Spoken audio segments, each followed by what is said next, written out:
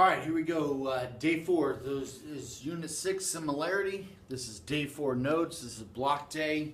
Let's get started. All right, so the first one. If a line parallel to one side of a triangle intersects the other two sides, then it divides the two sides proportionally.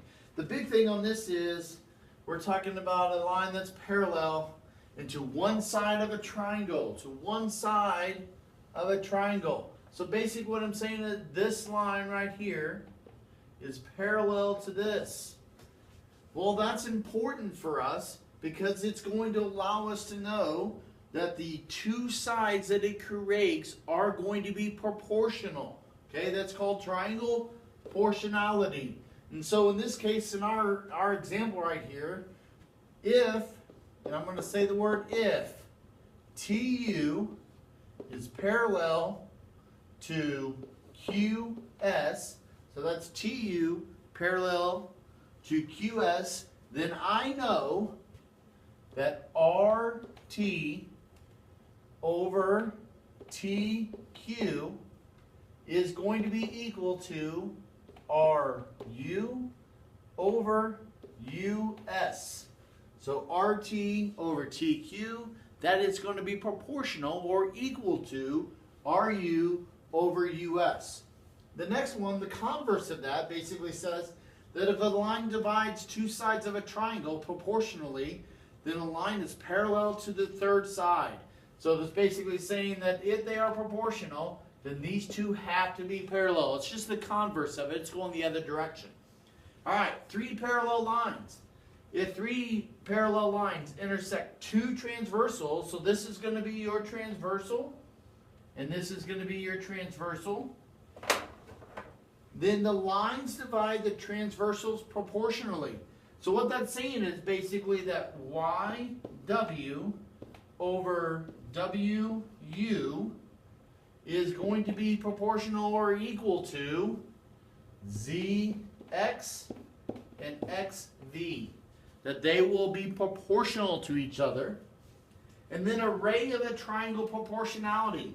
If a ray bisects an angle of a triangle, then the ray divides the opposite side into segments whose lengths are proportional to the lengths of the other two sides. I want you to think about two words here, opposite and adjacent. I think this will make this one easier, and this is the word adjacent. And when I go to write those, I'm going to use op, and I'm going to use ADJ when I use those. But in real sense, I want to think about opposites and adjacents. So I'm going to think about opposite, the angle that is bisected. So when I say opposite, I'm talking about this one over here, this line, okay, that line segment. And adjacent is always going to be this one right here. It's the one next to the angle. So if a ray bisects an angle of a triangle, then the ray divides the opposite side into segments whose lengths are proportional to the lengths of the other two sides. So opposite over adjacent. In this regard, opposite, AD, I'm going to use AD first, AD over adjacent, AC, that has to be proportionate to opposite, BD, adjacent, BC. Okay? So whenever you have this is kind of the example right there. Think about opposite over adjacent when setting up the proportion. All right. This is all the vocab for today. When working these notes and or your homework, make sure you refer to these boxes. They are going to help you. They're going to be the guide to help you. All right. Let's do some examples. First one says for problems 1 through 4, find the value of x. Well, I look at this one and wait, I've got two lines that are parallel. So that tells me that I'm going to have the proportion that a section is going to be proportional to the other section, correct?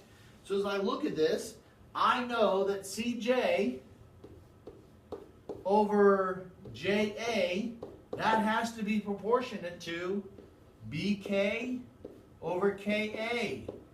This is CJ, that's JA, BK, KA. I'm looking at that, And now I can plug in. What's CJ? Well, CJ was 4. JA was 1. BK was X. I don't know what that is. And KA is 1. Well, this is simple proportion at this point. Cross multiply, right? I got to cross multiply. What do I get? X equals 4. So I know X is just equal to 4 here. All right? So the hardest part of these problems is just setting up the proportion. Once you have that, they're pretty straightforward. All right, let's do number 2. Hey, I have an array that bisects an angle. So here I want to think about opposite over adjacent. Opposite over adjacent is what I want to look at. So when I think about it here, wait, I don't know this side right here, do I?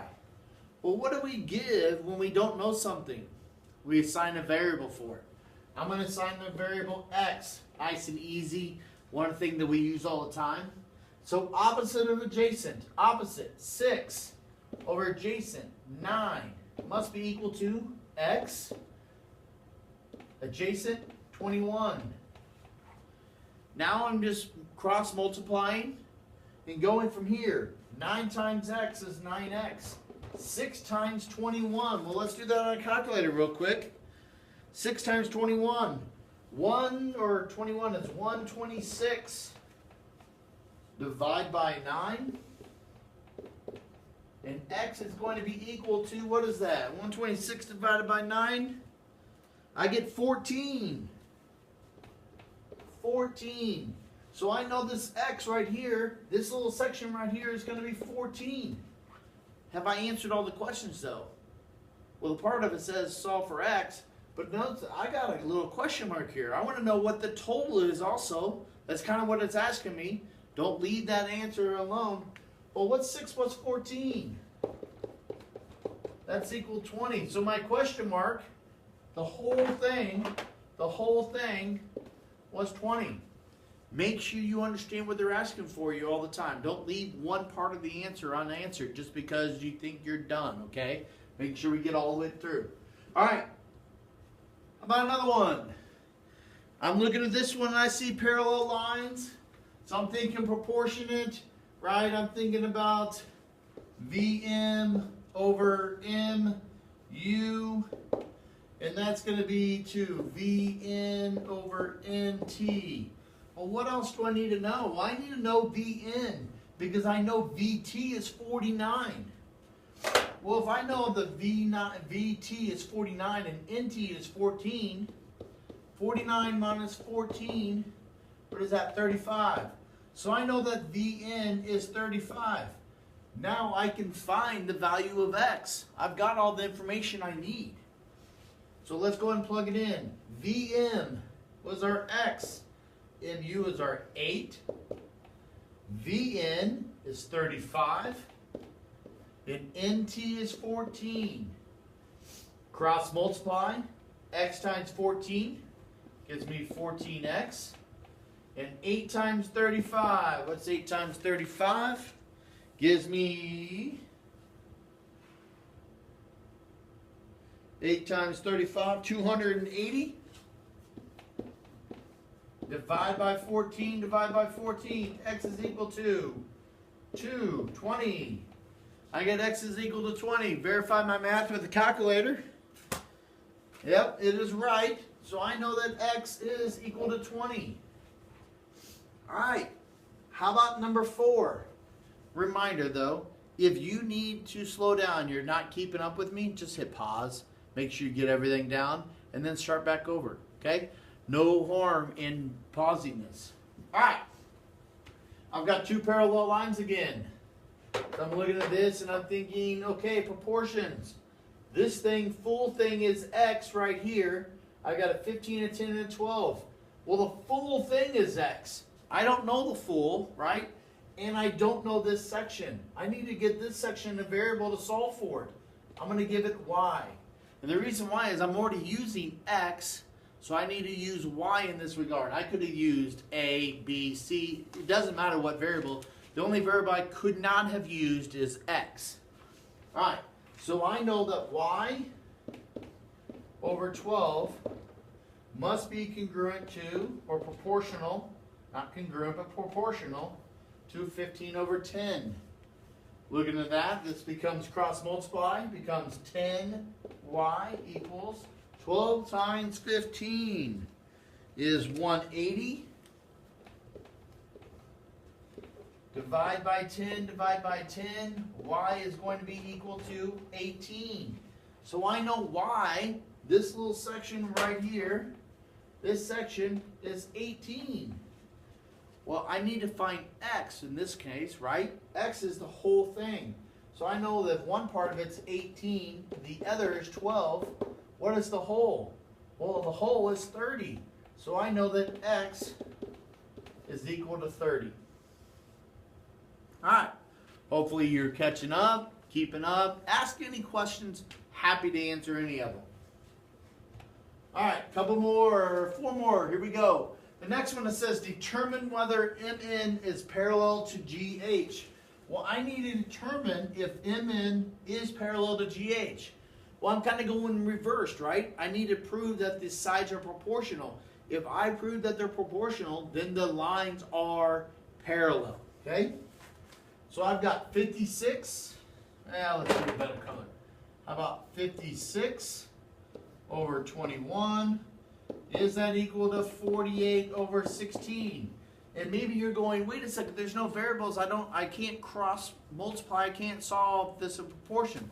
Remember, I just got to prove that they're proportional. So in the calculator, take 56 divided by 21 in the calculator. 56 divided by 21 gives me 2.66 repeating.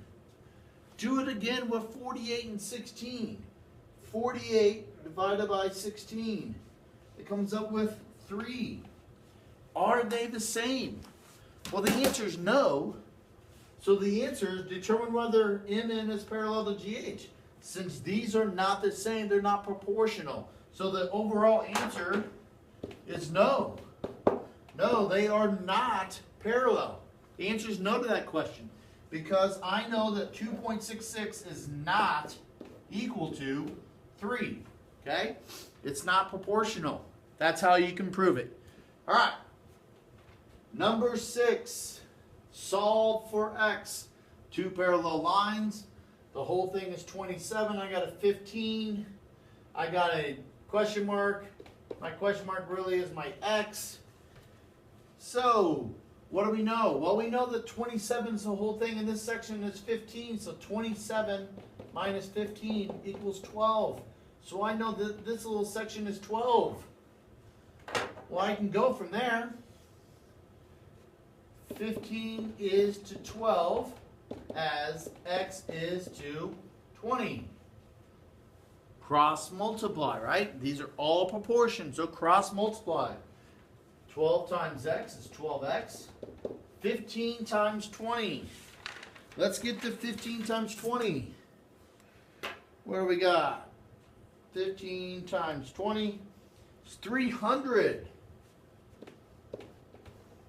Divide by 12, divide by 12. X is equal to 300 divided by 12. I get 25. I get 25. Can I prove it from right here? Can I prove that they're proportional? Well, I think I already have. But if you don't understand or you're not sure if you got the right answer, I could do 15 over 12 as 25 over 20. Put those in a calculator, you'll come up with the same decimal, right? You'll come up with the same number. As that number comes up, you know they are proportional, okay? That's one way to check it. All right, moving on.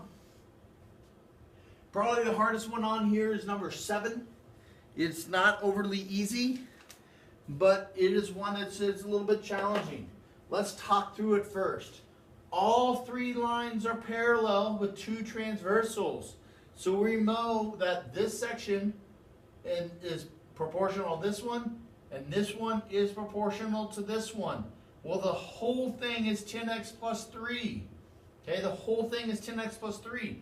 I want to use that because I'm given that. I'm not given this section. This section right here is missing, right? So I can't just set it up that way. The whole thing is 10x plus 3. Well, the whole thing here, what's 20 plus 16? Well, that's 36.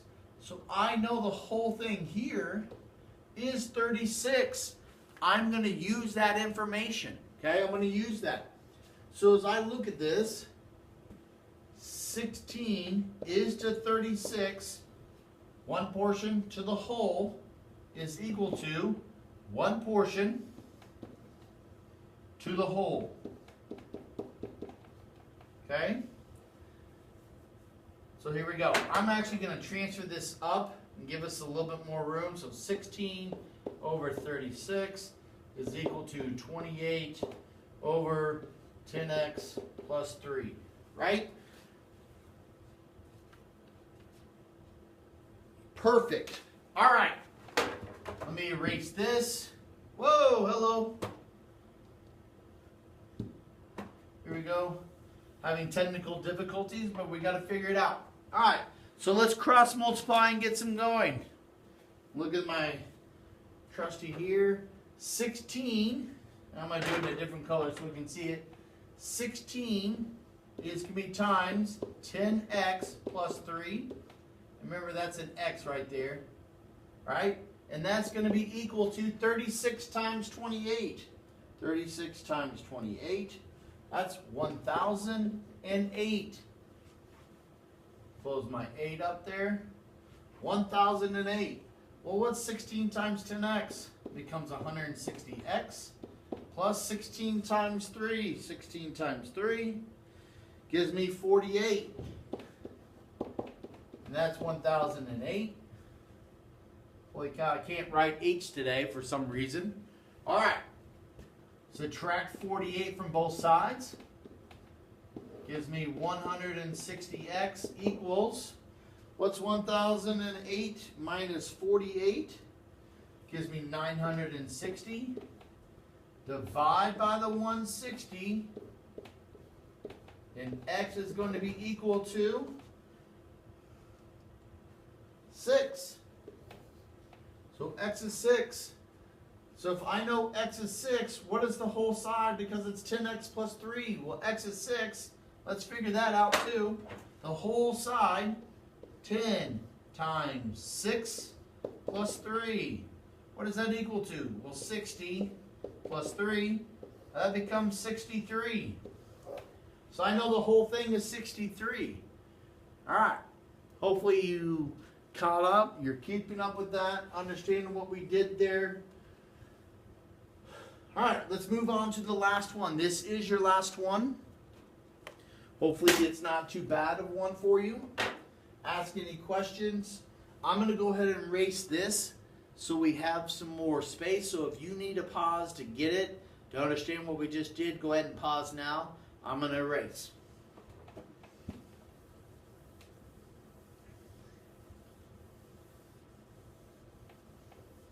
All right. Last one. Hey, I'm thinking opposite over adjacent. I have an array that bisects an angle, so opposite over adjacent. Thinking opposite over adjacent. Opposite over adjacent. Well, the whole thing is 18. This little section is x. The whole thing is 18. That little small section is x. So what is this section?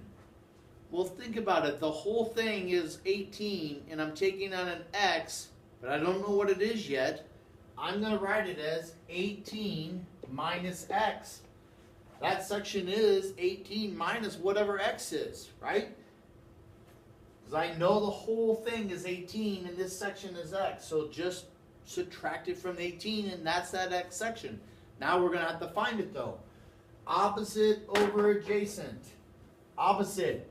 X over 16 equal to opposite 18 minus x over 20. Well, we're going to have variables on both sides, aren't we? Let's do this. Cross multiply. 20 times x, 20x. And this is going to be 16 times 18 minus x. Remember, I got to distribute with all the items there, right? Distribute the items. Let me get my calculator with me. Still leaving this as 20x. 16 times 18. 16 times 18. 288. And negative 16x. Add 16x to both sides.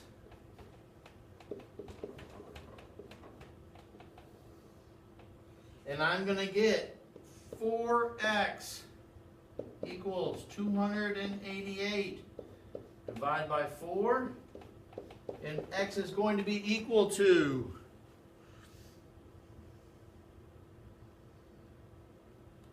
hopefully you caught my mistake, because I just caught it looking at it. This has to be not 4. Hopefully you caught it and go, wait, Mr. Mosier, you made a mistake. What's 20 plus 16? That's 36x equals 288. I knew that was going to be too big when I went to the calculator going, that x can't be that big. Now, divide by 36. X is going to be equal to 288 divided by 36. This is much better. X is going to be 8. X is 8. So I know over here that x is 8. What's that missing side to the other side? Well, 18 minus 8 is 10. So I know that this side is going to be 10 and that's going to be 8 because the whole thing is 18. If one half of it is 8 or one section of it is 8, the other has to be 10.